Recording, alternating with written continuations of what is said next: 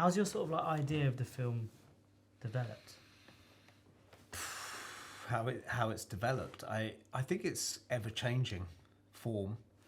I always tried to, have a simple idea, which was create a piece of theatre in my flat and see a world through this protagonist, Lindsay, and how the world keeps knocking on her door. And she's hassled by it. Obviously, I've got to be careful here with spoilers, but that's what I wanted to create. Was I went back to the early films that I remember and wanted to simplify it and make the film about the characters. And then we met through Ed, who plays the instrumental furniture guy, and somehow you were sold on it and wanted to come in. Yeah, I mean, it's about it. Obviously, like, there's so many layers to this film when you opened up about it. I find it so interesting that the script wasn't really written in its entirety. The arc wasn't there. It was kind of just formulating in your mind. Like you said, you've kind of got these benchmarks of what you wanted things, where you wanted to go, but everything we've done is kind of just molded around the couple of days prior to when it's finally hit you and you're like, right, we're going to do this, that, and the other. And then when we're here, it's like you've already scoped out where you sort of want things to go and how you want it to go, and we're just kind of forming the vision as we go, as opposed to having any conventional ways of doing storyboarding or anything like that. I'm quite enjoying it. I'm quite enjoying it. It's kind of very free-flowing, and like you said, it's theatre, so in the sense that we're keeping quite a wide-angled lens, and we're letting the action just happen in front of the camera as opposed to creating the action within the camera, if that makes sense. Yeah. I'm enjoying that. Yeah, are you? Yeah, I think it's a really nice way of doing it.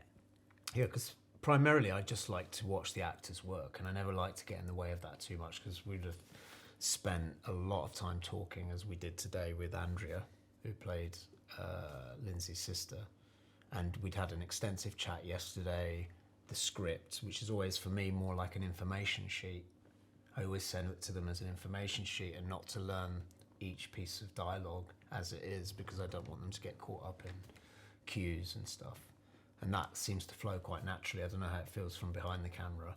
Yeah, massively. I mean, we spoke about this before. It's actually so nice to see the entire scene just happening. Yeah. With all the mistakes and the ums and the ers and the sort of like tripping over the words happening there and then. Whether or not they'll make it to the final cut, I don't know. But the fact that we're just watching it unfold is nice. And you're saying a lot of the time, like, that's fine. I don't want another cut. I just want to use that whole thing. Yeah. That's kind of, I'm really interested to see how it's going to come out. Because in my head, when I've done other things, I'm always thinking, okay, we've got to cut here, cut here, cut here, cut here. So it's really intriguing. And like you said, it's going back to it being like a theatrical piece. Yeah. And also, I'm really keen to not be focused on a polished piece of work in terms of the lens is perfect. The focus is always absolutely right. For me, it's mostly about content, and I was really happy to see a Cassavetes film recently, and there was a moment where the character's coming in and out of focus, and he kept it. I was like, yeah, we've almost become, as a parallel, desensitized as a culture to have everything clean and polished and perfection. And when we're looking for perfection, what is that? And so if it's scrappy, as this relationship is in the film, if it's messy and not in a straight line, why are we so keen to move on rather than go, oh, actually, what is the beauty in this? It's the content.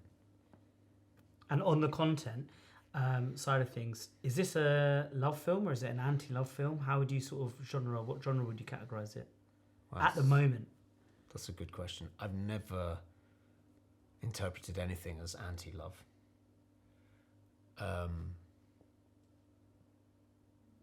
I think for me it's a pure love story that, and again, I've got to be careful about spoilers here. I always see things as a love story, and I think the understanding of what plays in different people's dynamics in a love story. What is a love story to you might be different to me. That's what I'm learning. Yeah, and I suppose if you like, that conventional love story's always got a happy ending, hasn't it? And it sort of like follows two characters, and they have their kind of like, you're following their trials and tribulations to try and connect to become this one entity. Wow. And then at the end, of a typical Hollywood film, it's always that hopefulness of the happy ever after. But like the way that we're filming this, relationships, even the good ones are scrappy sometimes, aren't they? Yeah. They have their moments of good and bad, and when it's bad, sometimes it's really bad. It's also interesting that you said a love story has this happy ending. I wonder if everyone sees it like that. Yeah, and also there isn't really an ending, is there? It's a journey that two people are on consistently. Yeah, because one of the things I've learned, especially whilst making this film and life in general recently, is nothing stays the same. To appreciate the moments, the good ones. I think, I don't know if you've picked this up, but the stuff I'm really interested in filming now is understanding the things we can't see in someone else and ourselves. And therefore, when you try to understand or be aware of the things I can't see in someone else, particularly someone you might be in a relationship with, can you step away from it, observe it from a compassionate way, point of view? But a step up from that is to go turn the lens on yourself, and what's your interaction in that, and how can you play a better role as a person and in life and even in filmmaking, if that makes sense. It's kind of like, is that kind of like the, three sides to the story? There's your side, there's their side, and there's sort of what actually happened. And it's kind of taking a moment to appreciate that they've got a truth that they experience that might be different from yours. That's and right. Actually, if you take a step outside of both of yours, there's probably a different way to observe everything combined. I agree, and I think the key, it's interesting working through this film and the characters involved in it and all the influences we've had in our life. But does it make you ask questions when you see something about yourself in any relationship in life? And because I think we're very quick to judge and try to implement a particular way of life that we're used to. And when two people come together that are in love, like in this film, hopefully, and again, watching spoilers, I guess if I was making a film where it was easy and the characters didn't have complications, I'm not sure there'd be a film for us to watch. No, they wouldn't. You're right. So therefore, there's my question on what is perfection. Yeah. And it's kind of interesting because, like you're saying, it's like a relationship is two people, two separate people trying to desperately make one person almost, in like your sort of ways that you perceive things and your likes and your dislikes. And that's never going to happen perfectly. It's always going to be a bit of a struggle. Yeah. And it's this whole thing, like people will obviously come to every relationship with so much baggage. It's kind of fascinating because it's at what point at what point are you in the state that you are, that you've managed to deal with all of the traumas you've experienced? How have you managed to sort of like confront them? Have you managed to deal with them?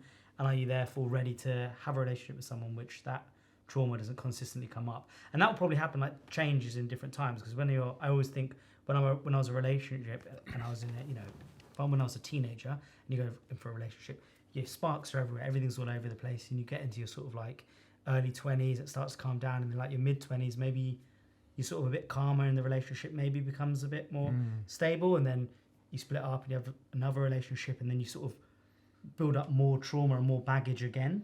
Yeah.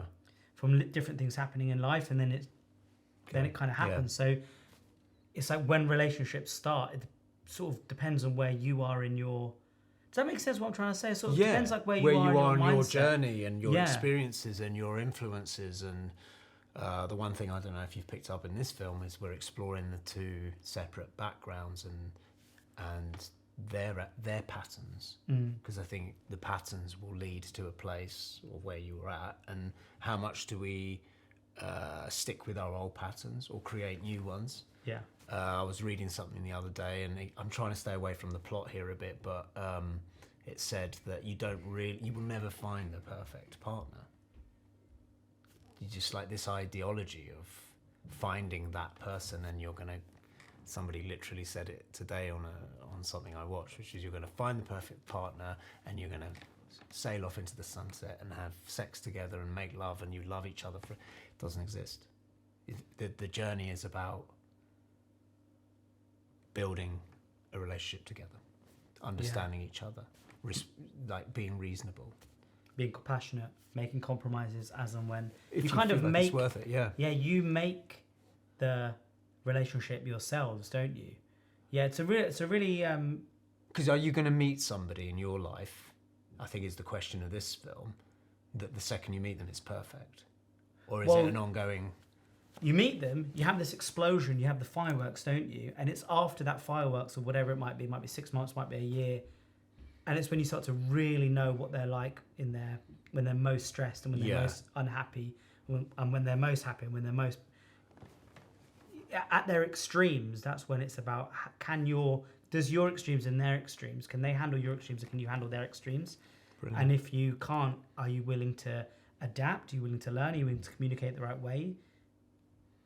Because when in any relationship, I guess, it breaks down when one person or both decide can't be bothered anymore to work it out. Yeah. Is that what it is? Is it bothered? Yeah. Well, that's to some really degree, isn't loose word. But I don't want to make the effort because it's too hard work. Yeah. Which is understandable. Yeah, for sure. So I think this film is not about pointing a finger anywhere. It's about trying to... There is something I want to do in this film, which I don't know if I want to talk about it, but I might... When I've made films before, I always want the audience to participate in terms of project their own point of view on it and ask questions, so I'm not driving the plot in their face and going, this is what you must think. I don't want that. I want them to go, oh God, am I watching two valid points of view here from different parties? And I think, oh, but then I understand that point of view as well. And where should I sit? That's what I'm trying to achieve. So you sort of relate to the protagonist and the antagonist equally. Like it's sort of the perfect antagonist is one that you can relate to, right? You can relate to. There's something there that they're evil. Are we cheating the audience by drawing somebody as the good person and drawing someone as the bad person? Yeah. I feel like I'm cheating the audience when I do that. Yeah. So what the point is at the end of it, maybe you have a discussion with, maybe you're talking with somebody about, I thought that they were the goodie. That's right. And they think the other person is, and then that's almost saying something within them. That's almost pointing things out between them. That's going to be really fun. I mean, I'm really excited because obviously we've spoken about the film and the film's developed so much as we've gone along. I'm so intrigued to see how it all flows together. Me too. Yeah, because it's hard. What we're doing We're filming 1 or 2 scenes a week. Yeah. It's the most skeleton crew. Yeah. It's you that's camera operating, lighting. We're kind of working the light together and trying to find a tone together. And we have Callum here, sound department for today and other days. And I love working with that simplicity. Yeah. And it felt like the actors today were very free within that environment. Yeah. And I will always want the dialogue and the relationships to feel natural and not rehearsed. And I feel we got that. How it's a difficult task, what we're doing. But for me, I might say, and this might be a little bit egotistical, I do feel that sometimes it's quite a pure way of filmmaking because nothing else is getting in the way, too many heads trying to fix it, apart from the relationship I have with the actors and that interaction. And it must never take away what they bring to the table. I have an idea of a character, but their influences in their life is going to influence that very character, and I must accept that a bit. Because we're working with the truth of everybody, and I'm hoping to funnel that into a bigger story. I'm hoping we can coherently put this together. We've talked a lot about old-fashioned filming styles. I'm really liking this pan that we're doing, which came out of that morning I was watching that Vittorio De Sica film, yeah, isn't it? Yeah. And also finding the right music for me is everything, and I think you've liked some of it. Yeah, I've loved it. When we played it, I've really enjoyed it. Yeah, I love it. It does feel so rustic, like there's a lot of shots and movements of the camera that I've wanted to redo, but you've been like, let's keep it, and that's kind of quite refreshing in a way, and sort of interesting to see how it is perceived as well, because you are right, we've kind of gone with like an old school style where things just, we're letting it happen. Yeah, which is great.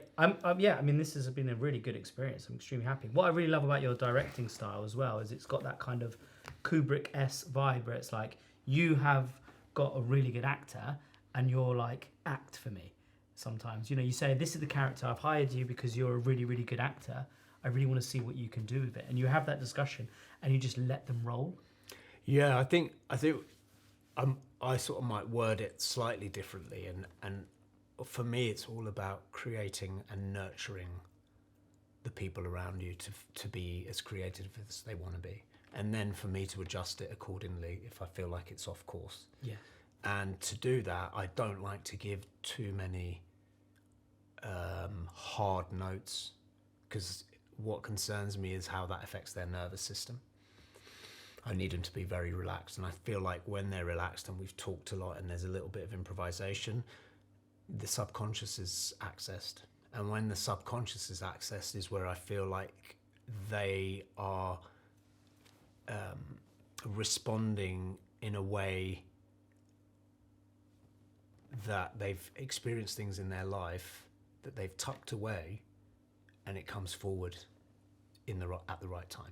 And that's what I do in improvisation workshops. I hope to create an environment where everyone feels safe to access their subconscious, to stop thinking, and as an athlete, they're in flow. And the second they're in the zone, interesting things start to happen with actors. And that's what we try to achieve in this. That's why I'm like, no, I like it, because if we try to fix that, it might look robotic to me, or particularly for this piece, which is I want it to be lucid and free, and really important for me to not feel perfect, because the relationship we're covering is not perfect. It can never be. So yeah. Awesome. So I feel like that was a really good way to. So more. We're at about 55 minutes of this film now. We feel like we've got a title that we like. It started as not another love story. Before that, what was the title? There was another one. Sex after marriage. Sex after marriage, life after marriage, not another love story, and now it's To Love a Narcissist, and that is a very broad, ambiguous. Well, it's not ambiguous; it's quite specific. But hopefully, the film, Ep 2 coming soon.